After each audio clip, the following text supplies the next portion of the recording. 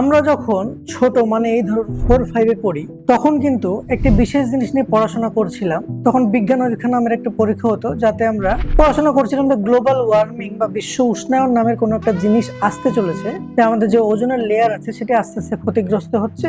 AC বা fridge এখান থেকে বিভিন্ন ধরনের ক্লোরোফ্লোরোকার্বন বা অন্যান্য গ্যাস বেরিয়ে সে ওজোন স্তরকে নাকি নষ্ট করছে। সেখান থেকে আস্তে আস্তে আল্ট্রাভায়োলেট রে পৃথিবীতে ঢুকছে এবং আরো বিভিন্ন মানবিক কারণে আর কি আমাদের পৃথিবীর তাপমাত্রা আস্তে আস্তে বেড়ে যাচ্ছে, যেটা কিনা গ্লোবাল ওয়ার্মিং। তখন আর কি টিকা হিসেবে বা পরীক্ষায় নাম্বার পাওয়ার জন্য, নলেজ গেইন করার জন্য আমরা এটা নিয়ে পড়াশোনা করেছি। কিন্তু আজকে প্রায় 15-20 বছর পরে কিন্তু আস্তে আস্তে আমরা জানতে পারছি যে গ্লোবাল ওয়ার্মিং আসলে কি এবং এটি কতটি ভয়ঙ্কর।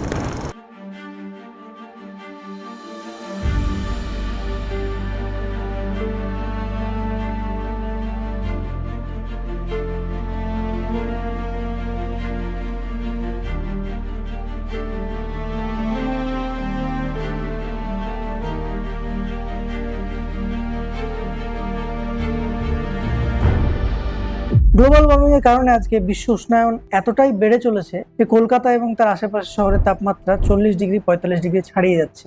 এবং আমরা রোজই প্রায় নিউজে দেখছি যে বিভিন্ন রকমের পেশেন্ট, বয়স্ক হোক ছোট হোক, যে কোনো বয়সের পেশেন্টই কিন্তু হিট স্ট্রোক, ডিহাইড্রেশন ইত্যাদি কারণে অজ্ঞান হয়ে বা বিভিন্ন রকম রোগগ্রস্ত হয়ে হাসপাতালে মুহুর্মুহু ভর্তি হয়ে চলেছে। আজকে আমরা আলোচনা করতে চলেছি যে কিভাবে আমরা এটি থেকে বাঁচতে পারি, অ্যাকচুয়ালি হিট স্ট্রোক বা ডিহাইড্রেশন কি, কিভাবে এটি হওয়ার আগে প্রতিরোধ করা যায়, বা হয়ে গেলে তখন কিভাবে আমরা এ থেকে বাঁচতে পারি। এবং আরেকটি বিষয় হচ্ছে, এই গ্লোবাল ওয়ার্মিং থেকে বাঁচা কি আসলে সম্ভব? বন্ধুরা, আমরা সবাই জানি যে সম্ভব। সায়েন্টিস্টরা আমাদেরকে বিভিন্ন উপায় জানিয়েছে যে এইভাবে সম্ভব। কিন্তু মজার বিষয়, আমাদের কোনো দেশ, কোনো গভর্নমেন্টই গ্লোবাল ওয়ার্মিং ইস্যুতে বা নেচারকে প্রতিরোধ করা ইস্যুতে মোটেই ইন্টারেস্টেড নয়, যে জন্য আস্তে আস্তে কিন্তু আমাদের পৃথিবীর অবস্থা খারাপ হয়ে চলেছে। তাই টেম্পারেচার কমার কোনো আশা নেই বলা চলে। হয়তো আর কিছু বছর আমরা এইভাবে এসির মাধ্যমে, ফ্রিজের মাধ্যমে চালাবো, তারপরে দেখা যাবে যে এসিও কাজ করছে না, যদি না আমরা আস্তে আস্তে নিজেদেরকে সামলে নিই। কারণ আস্তে আস্তে কিন্তু আমাদের যে সুমেরু বা কুমেরুর বরফ অনেকটাই গলছে এবং গলতে গলতে আস্তে আস্তে জলের লেয়ারও বাড়ছে, কিন্তু সেই জল পানের যোগ্য নয়। তাই চলুন আমরা আজকে এই হিট স্ট্রোক তথা ডিহাইড্রেশন তথা আমাদের যে গরমে বেড়ে চলা সমস্যা তা নিয়ে আলোচনা শুরু করি।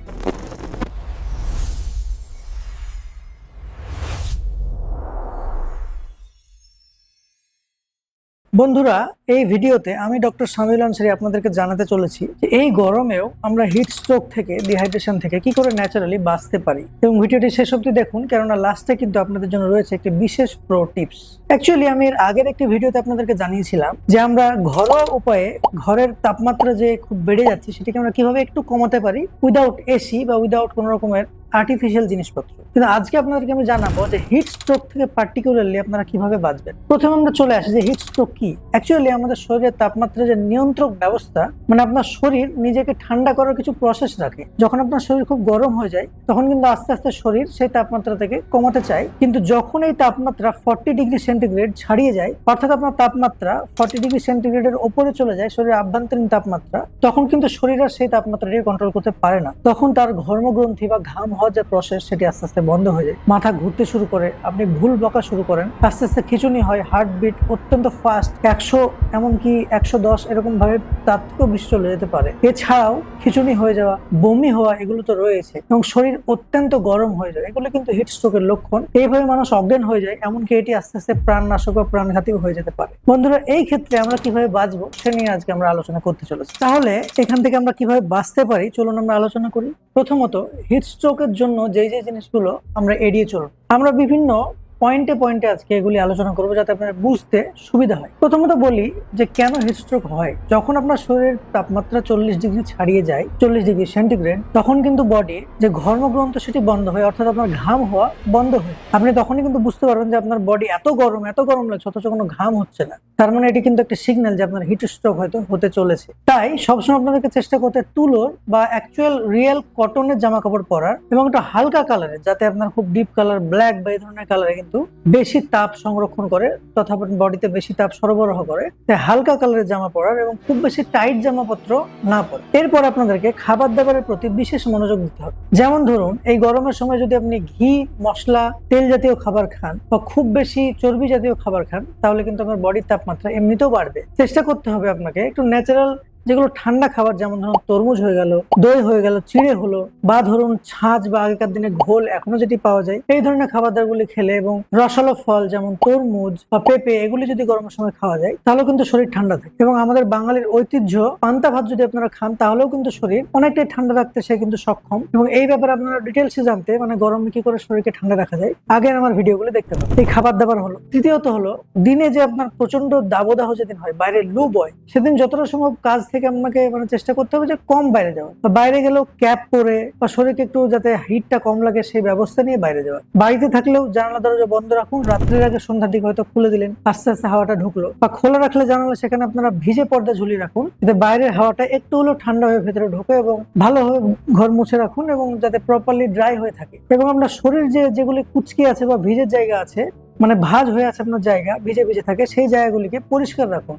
যদি আপনার ড্রাই থাকে তাহলে ইনফেকশন হওয়ার চান্সেস কমবে, এবং যদি ভিজে থাকে তাহলে কিন্তু সেখানে সহজেই দাঁত, হাজা, চুলকানি এই ধরনের সমস্যা হয়ে যাবে খুব ইজিলি। এগুলো থেকে আপনারা বাঁচুন। এই বিভিন্ন প্রসেস অ্যাপ্লাই করে আপনারা চেষ্টা করুন যে হিট স্ট্রোক যাতে আপনার না হয়। বাচ্চাদের জন্য স্পেশাল কেয়ার নিন, যাতে বাচ্চারা বাইরে বাইরে সারাদিন রোদে ঘুরছে সেটি যাতে তারা না ঘুরে, একটু লিমিটেড ভাবে ঘুরে। বয়স্কদের যাতে প্রেশার ঠিক থাকে সেই ব্যবস্থা করুন। খুব বেশি যাতে মেন্টাল স্ট্রেস না বাড়ে। গরমের সময় কিন্তু মেন্টাল স্ট্রেস একটা কারণ, আস্তে আস্তে আপনার বডির হিট কিন্তু বেড়ে যাচ্ছে। এই সমস্ত পেয়ে যায় যে আপনাদের হিট স্ট্রোক হওয়ার সম্ভাবনা অনেকটাই কম। এবার আমরা আসি ডিহাইড্রেশন। অ্যাকচুয়ালি আমাদের বডিতে যখন প্রচুর পরিমাণে ঘাম হয় তখন আস্তে আস্তে বডির জল কিন্তু বাইরে বেরিয়ে যায়, এবং জলের সঙ্গে সঙ্গে বডির ভালো ভালো যেগুলি মিনারেলস আছে, লবণ, সেগুলিও কিন্তু বেরিয়ে যায়। তাই যখন আমাদের প্রচুর ঘাম হবে চেষ্টা করতে হবে 3 থেকে 4 লিটার জল খাওয়ার। তার সঙ্গে ওআরএস প্রয়োজনে খেতে হবে, যেহেতু WHO ওআরএস কে রিকমেন্ড করে এরকম গরমের দিনে 1-1 লিটার জলের সঙ্গে একটি ওআরএস গুলে খেতেই পারে। না হলে অন্তত লেবু, চিনি, হালকা হয়তো লবণ দিলেন তাতে, এগুলো গুলে খেতে পারেন, গুড় গুলে খেতে পারেন। বিভিন্ন ভাবে আলটিমেটলি আপনাকে জলকে শরীরের মধ্যে ঢোকাতে হবে, প্লেন্টি অফ ফ্লুইডস ইনটেক করতে হবে বডির। এটাই আলটিমেট কিন্তু টার্গেট হওয়া উচিত। এইগুলোর মাধ্যমে আপনারা ডিহাইড্রেশনকে কন্ট্রোল করতে পারেন।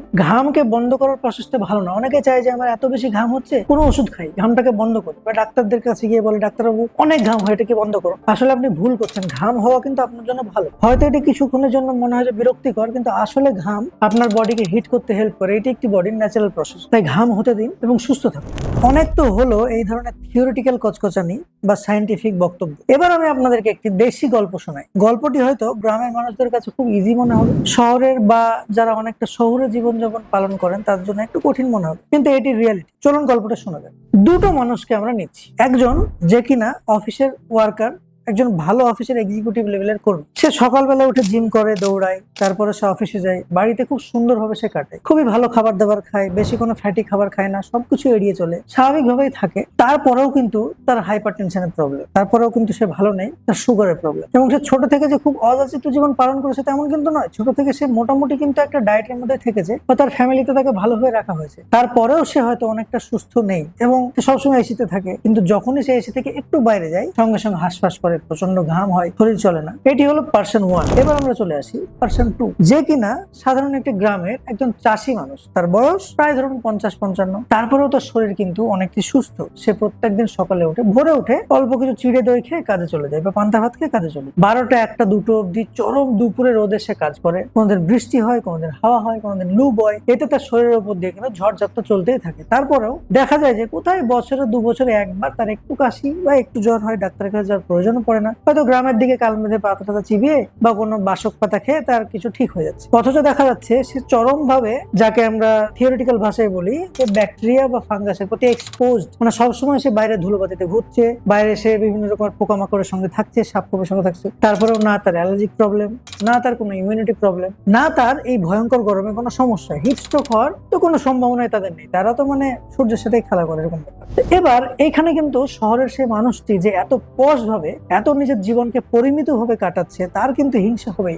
কেন এই ব্যক্তি এরকম ভাবে থাকে, তারপরে আমার থেকে ভালো থাকে, সুস্থ থাকে, আমার তো 40-45 বছর হতে হতে কাজ শেষ। বন্ধুরা, এই গল্পটি হয়তো আপনাদের কাছে সিমিলার। হয়তো ভাবছেন যে গ্রামের তো পরিবেশই ভালো, শহরে তো পরিবেশই খারাপ, এখানে তো অনেক পলিউশন, আবার এখন তো AQI নিয়ে একটা সমস্যা চলছে, সেদিকে আমি যাই হোক যাচ্ছি না। কিন্তু প্রবলেম কিন্তু এরকম। এটির আমরা মোকাবেলা কি করতে পারবো না? সমস্যার তাহলে প্রতিকার কি? আপনি শহরের কাজ ছেড়ে দিয়ে গ্রামে এসে বাস করবেন? সেটা তো সম্ভব না। আপনি যদি কোনো এক্সিকিউটিভ পদে কাজও করেন, বা আরো ভালো কোনো খুবই ব্যস্ত ব্যস্ত লাইফ কাটান, তারপরেও আপনার পক্ষে সম্ভব নিজের শরীরকে সুস্থ রাখা কিভাবে?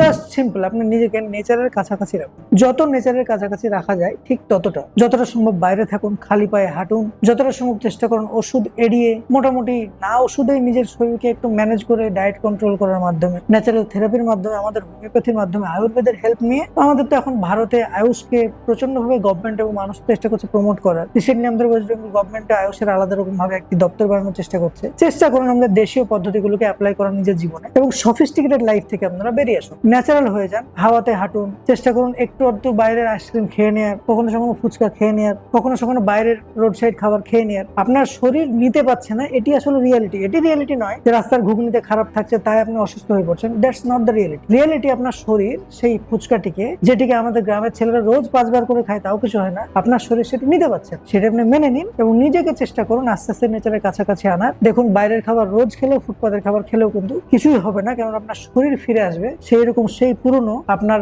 100 বছর 200 বছর পুরনো যে আপনার পূর্বপুরুষ, তার মতো শক্তিশালী হয়ে উঠবে। তাই আমার কথায় অফেন্ড না হয়ে চেষ্টা করুন নিজেকে আস্তে আস্তে নেচারের কাছাকাছি নিয়ে আসার এবং সুস্থ থাকার এবং হিট স্ট্রোক থেকে বেঁচে যাবেন। ধন্যবাদ।